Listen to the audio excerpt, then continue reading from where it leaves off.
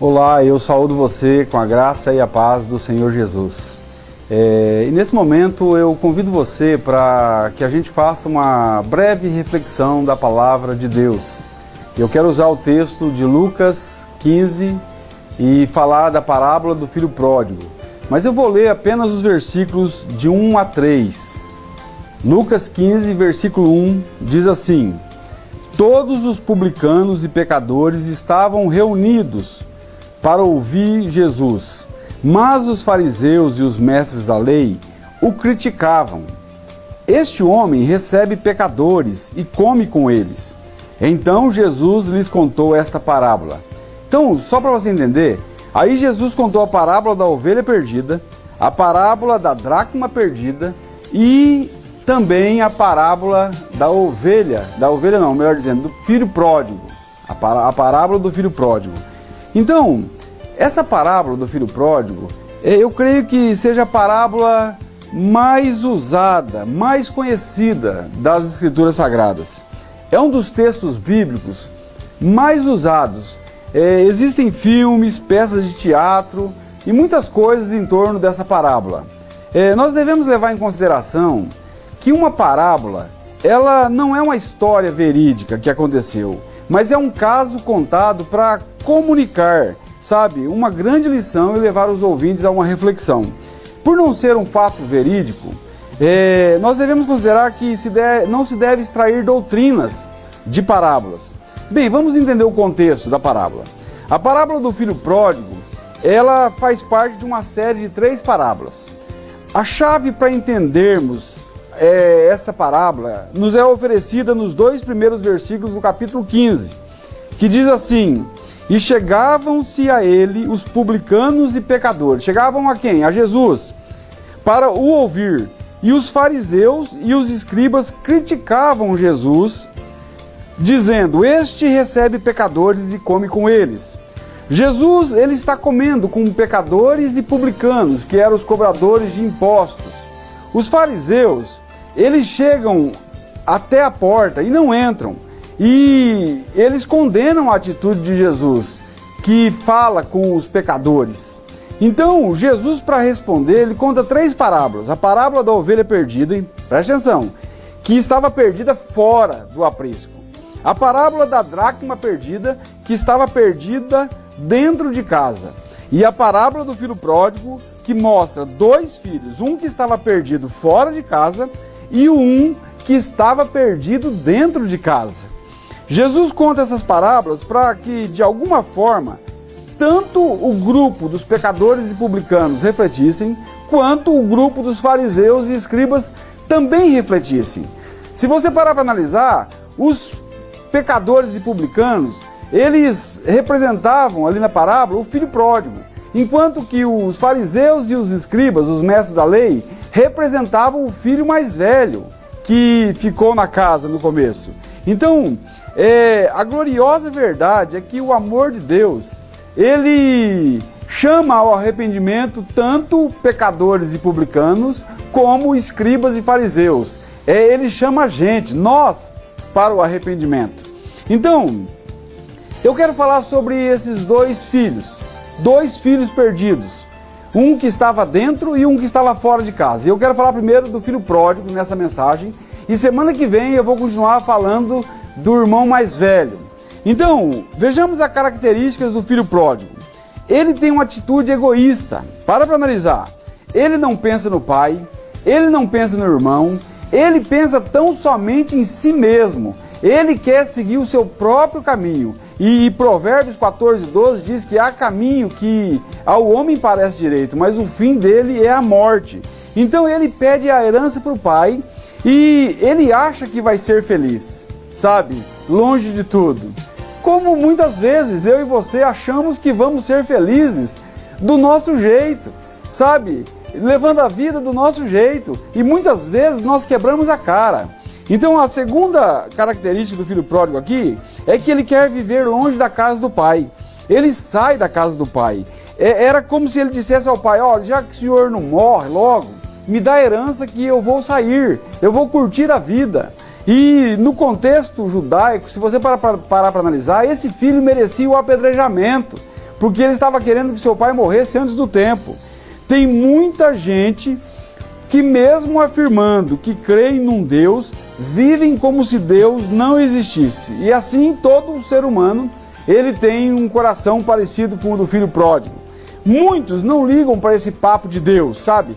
E são egoístas e ingratos e preferem viver longe do Pai. Terceira característica, ele busca satisfação nos prazeres do mundo. Esse filho, ele sai em busca desenfreada por satisfação. Ele quer curtir a vida, ele quer prazer. Ele esbanja todo o seu dinheiro. A palavra pródigo quer dizer esbanjador, por isso chamado filho pródigo, porque ele esbanja toda a fortuna do seu pai. E enquanto ele tem muito dinheiro, ele tem muitos amigos. Enquanto ele tem muito dinheiro, ele tem muito prazer. Mas quando acaba o dinheiro, acabam-se os amigos, acaba-se o prazer. Então veio um momento de grande fome naquela região e esse homem, esse filho pródigo, ele começou a padecer necessidade. Então veio um tempo de muita escassez, sabe? Muita fome naquela região. E esse jovem começou a passar necessidade. E ele foi cuidar de porcos. Olha, e cuidar de porcos para um judeu era pior do que pedir esmola, sabe, na sinagoga judaica. Era algo horrível. O dinheiro acabou do bolso e a satisfação acabou no coração. Lamentável situação desse jovem. Aí veio o vazio, a tristeza e a solidão. E com fome, desejando comer comida de porco, o filho pródigo estava totalmente perdido. E assim é com muitos, espiritualmente falando. Agora, para analisar. Como que esse jovem, filho pródigo, pode ser alcançado? Ele toma um caminho de 3 passos. Primeiro, ele reconhece a sua miséria. Ele cai em si. Caindo em si, ele reconhece a sua perdição, o seu pecado. Olha, o primeiro passo para ser salvo é quando você reconhece que você está perdido. O arrependimento começa no reconhecimento do pecado, na mudança de pensamento em relação ao pecado. Ele olhou para si e viu o real estado de sua miséria.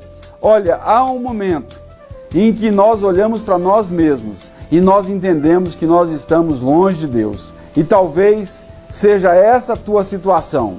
Mas entenda uma coisa, Deus, ele está a cada momento cercando você com o amor dele, querendo levá-lo ao arrependimento para trazer você de volta para ele. Então, você já olhou para dentro de si mesmo e reconheceu a tua miséria? Essa é a primeira coisa que o filho jovem faz, o jovem pródigo faz. Segundo passo, ele decide voltar ao pai. Preste atenção, ele diz assim: levantar-me-ei e irei para o meu pai, e direi, pequei contra ti e contra o céu, não sou digno de ser chamado teu filho, me trata como um dos seus empregados. O filho pródigo, ele tem uma referência para voltar para casa, ele lembra-se que o pai é bom. Olha, e aqui eu vejo algo que é glorioso, porque Deus é bom.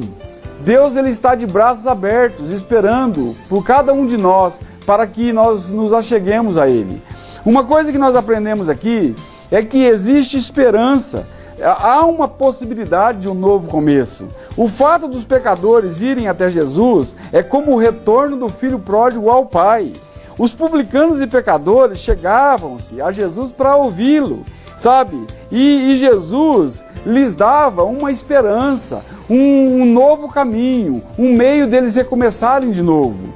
Olha, eu não sei como você está, eu não conheço tua vida, mas eu quero dizer para você, há um novo começo, há como voltar-se a Deus.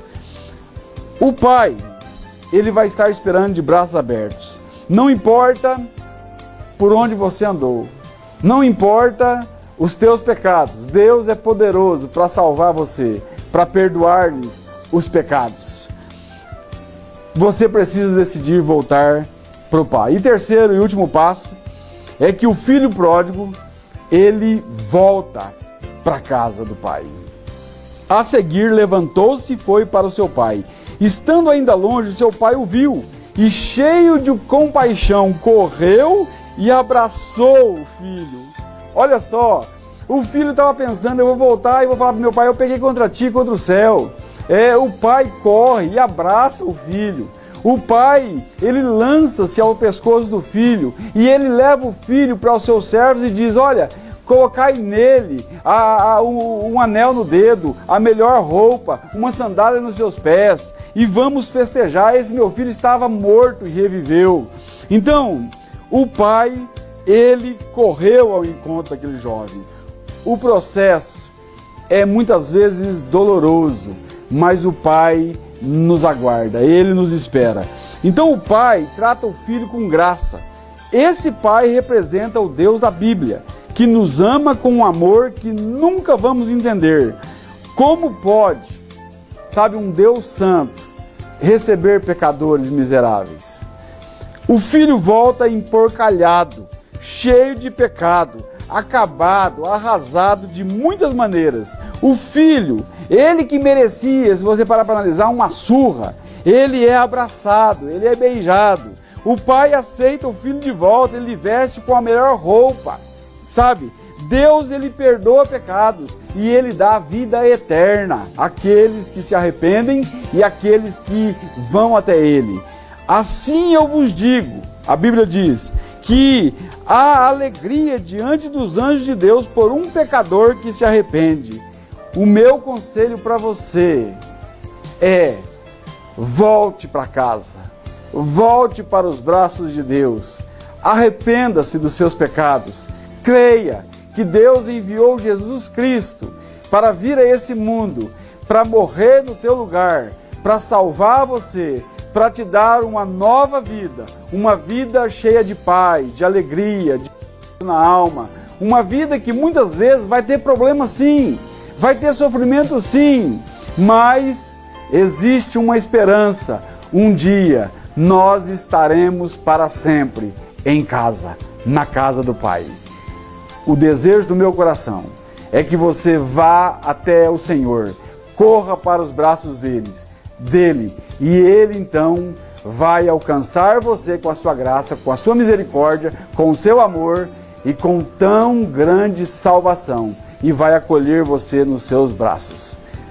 Esse é o desejo do meu coração. Que Deus, ele abençoe você com essa palavra e que você possa refletir em Lucas 15. Leia Lucas 15 na sua casa.